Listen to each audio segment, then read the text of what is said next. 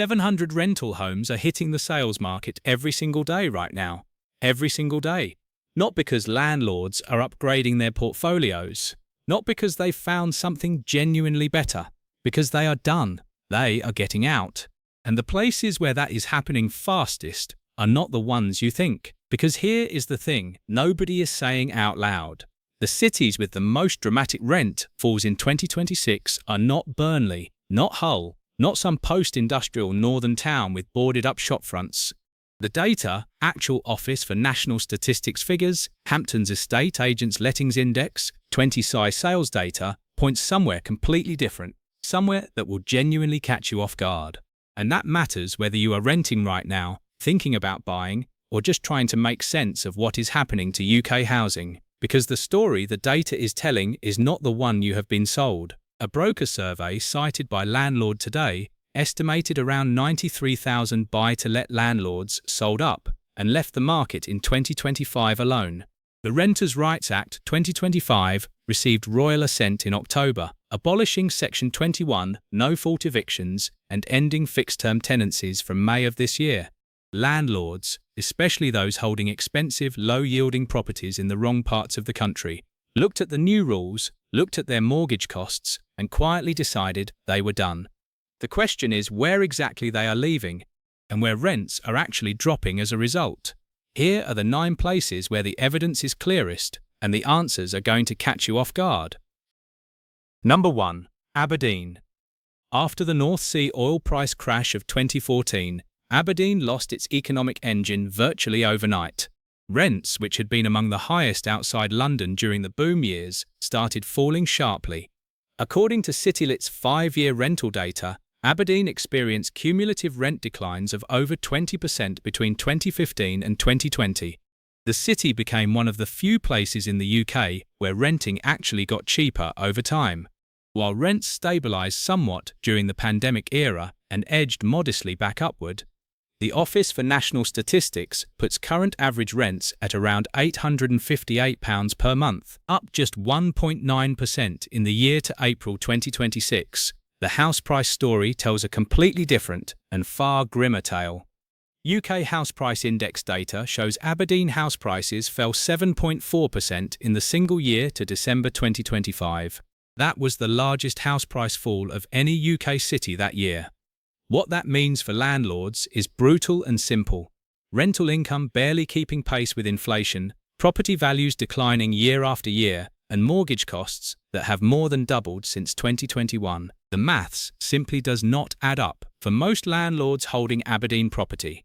According to Northwood, a national lettings and estate agency chain, Aberdeen agents were reporting by early 2025 that more properties were sitting empty for over 6 weeks between tenants. A clear signal that the balance of power had shifted. Aberdeen never fully returned to its oil boom heights. The landlords who bought at peak prices are now facing choices they did not anticipate. Number 2. Dundee. Dundee saw average rents fall by nearly 8% in a single year. According to the Citylets quarterly report for the third quarter of 2025, Scotland's major cities posted modest rental growth in the range of 0 to 2%. But Dundee again recorded a significant annual fall at -7.9%. Average rents dropped from around £942 per calendar month to around £868 in the space of 12 months. That is more than £70 a month that landlords simply stopped receiving. So why is this happening here and not somewhere else? The honest answer is oversupply colliding head-on with weakening demand. Dundee has been building purpose-built student accommodation at a pace that has outrun actual demand.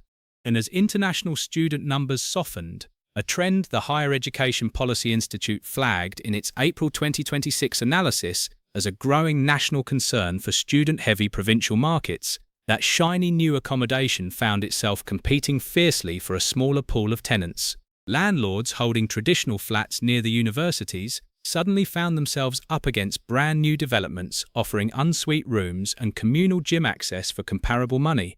Some of them lost that battle. Rents fell to attract tenants who now had genuinely better options available. Think about what that looks like in practice.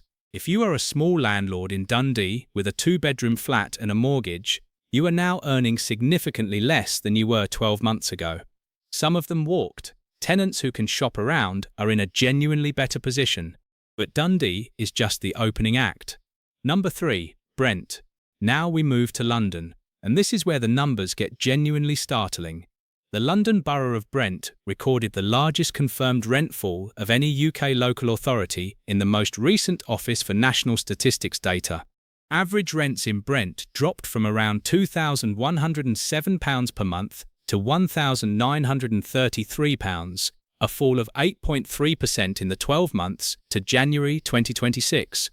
That is a reduction of over £170 a month, more than £2,000 a year, simply gone from a landlord's annual income. Why Brent specifically? Rents in northwest London reached a level where the average tenant simply could not afford them and increasingly could not qualify under referencing criteria.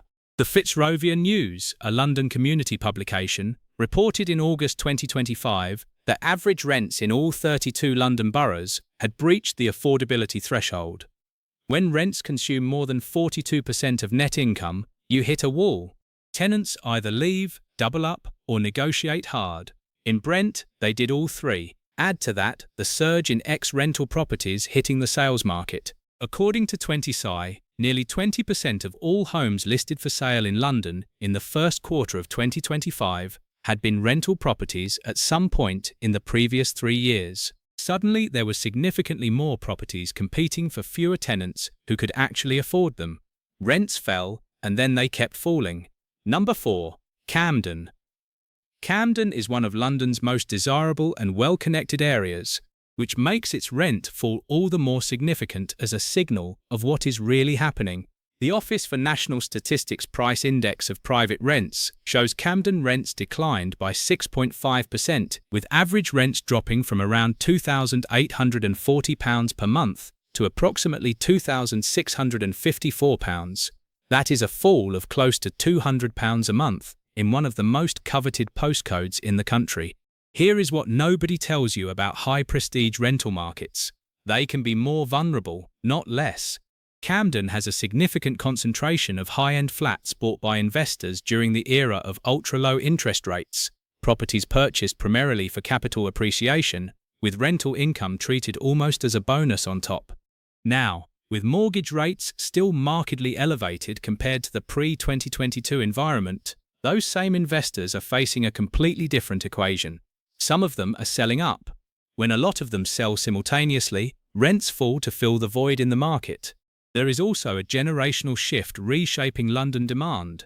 Younger professionals who might once have stretched to afford Camden are choosing to live further out, areas with better transport links and half the rental cost. As hybrid working has embedded itself permanently, the premium on being physically close to central London has compressed. Camden rents are falling because the demand fundamentals that justified those prices have weakened, and that shift is not reversing anytime soon.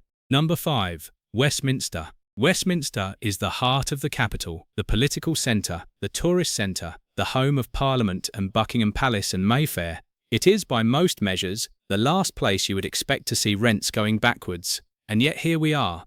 According to the Office for National Statistics, Westminster rents fell 3.6% in the 12 months to April 2026, from around £3,267 per month to approximately £3,149. For context, that is still a genuinely eye-watering amount to pay for a flat. But a fall is a fall, and the direction of travel matters. Research from Benham and Reeves found that in real terms, after adjusting for inflation, Westminster rents are actually down 4.9% over the past decade, 10 years, meaning that landlords holding Westminster property have been treading water, or worse, for the entirety of that time, despite the constant narrative that London property only ever goes up. The Letting Agent Today publication reported in July 2025 on data showing London rents had stagnated in real terms over a decade, a finding that caused genuine surprise across the property industry. Number 6. Kensington and Chelsea. Kensington and Chelsea is the most expensive rental market in the United Kingdom. Average rents sit at around £3,663 per month, according to the most recent Office for National Statistics data. numbers that are genuinely difficult to process without pausing.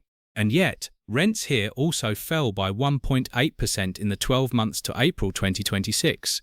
1.8% might not sound dramatic on its own, but consider the context you are sitting inside. These are properties held by landlords who paid millions of pounds. Many were purchased during the ultra-cheap money era on interest-only mortgages, built on an assumption that values would only rise. Those same mortgages have now remortgaged at rates 2, 3, or in some cases 4 times higher. And Hamptons Estate Agents' 2025 seller data found that London had become the only UK region where sellers were statistically likely to sell a property for less than they paid for it, with 14.8% of London sellers in 2025 disposing of property at a loss. The concentration of loss-making sales was particularly acute in Tower Hamlets, where 28.2% of sellers sold below their purchase price in 2025. The wider inner London flat market, which makes up the vast majority of loss-making London sales, tells you something fundamental. Large swaths of the high-end London property market ran far, far ahead of what the income from those properties could ever justify. When the correction comes, it comes for the premium end too. Kensington and Chelsea is not immune. No postcode is. Number 7. Yorkshire and the Humber. Let us move north now, and let us be honest about what the data is showing here and what it is not.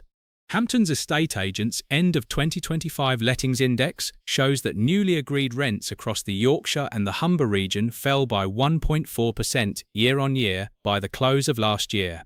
That makes Yorkshire one of 5 of 11 broad Great Britain regions to end the year with rents in negative territory. Now, the picture is more complex than a single headline figure suggests.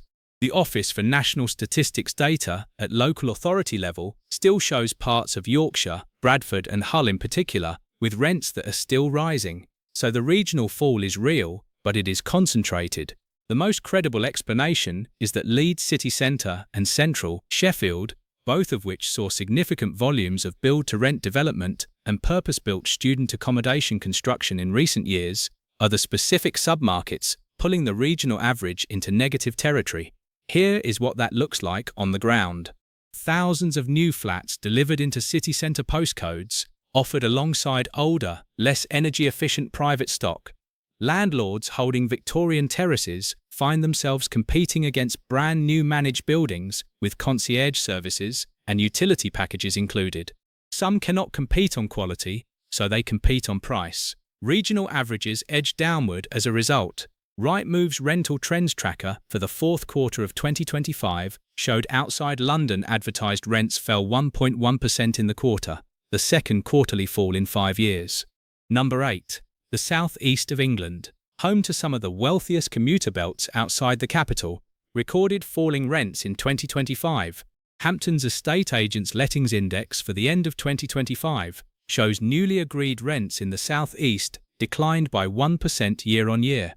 That might sound modest on paper, but for a region that had been on a seemingly unstoppable upward trajectory since 2020, fueled by Londoners moving out for more space during the hybrid working boom, it represents a genuine and meaningful turning point. What happened? The South East got caught between a wave of demand-driven rent rises between 2022 and 2024 and an affordability ceiling that eventually arrived with force. Towns like Reading, Guildford, Basingstoke and Brighton saw sharp rent increases during that wave. By late 2024 and into 2025, growth ran out of runway.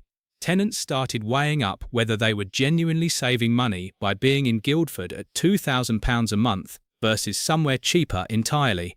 Landlords in the South East faced the same cost pressures as everywhere else. Elevated mortgage costs, Section 24 tax changes that progressively removed the ability to offset mortgage interest against rental income, the looming Energy Performance Certificate minimum standard of C by 2030, and the Renters' Rights Act. But they face these headwinds with gross rental yields typically around 4 to 5%. That is a significantly thinner margin than Northern England, which means fewer South East landlords can absorb the cost squeeze and still come out ahead.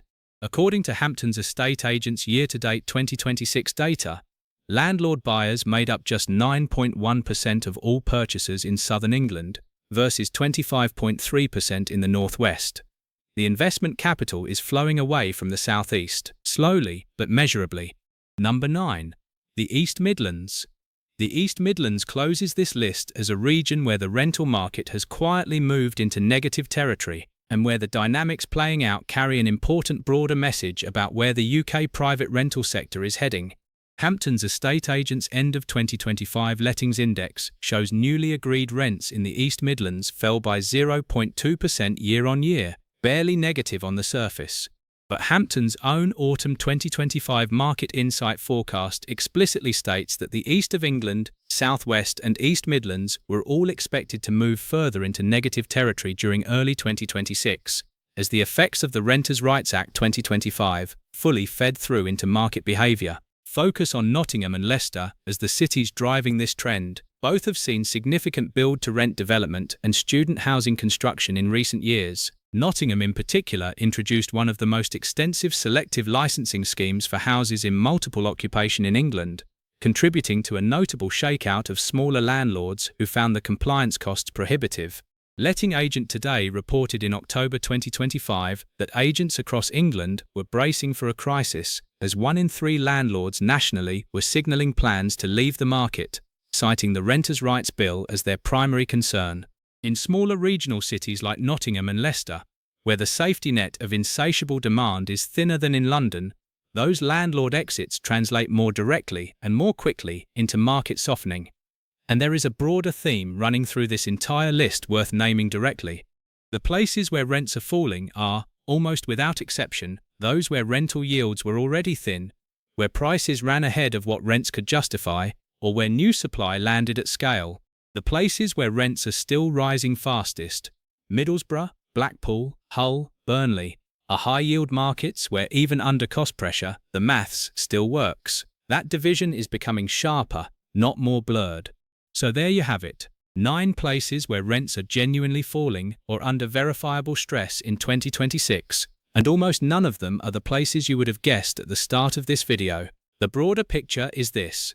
Last year was the first since 2011 in which UK rents fell on their newly agreed rent measure. London rents dropped 2.7% to an average of £2,294 per month. 5 of 11 broad UK regions ended the year in negative territory. And according to Savills, 700 former rental homes are hitting the sales market every single day. But here is the critical detail. The landlords who are going to exit have largely already left. 20Ci's first quarter 2026 data shows the share of ex-rental properties among all new sales listings is down 45% compared to a year ago. The panic wave has broken. What remains is a rental market that is smaller, increasingly professionalized and beginning to restabilize, but at permanently lower prices in the places that needed a correction the most. If you are renting in London or Dundee right now, that is genuinely good news in relative terms. If you are renting in Middlesbrough or Hull, where rents are still climbing sharply, you are living in a completely different market to the one this video has been describing. And if you are a landlord trying to figure out where the money still makes sense, Hamptons Estate Agents have a fairly unambiguous answer. The northwest and northeast of England, where landlord buyers now account for over 23% of all purchases in year-to-date 2026, double what it was 12 months ago. The map of UK renting has been fully redrawn. Whether that works in your favour depends entirely on where you are standing.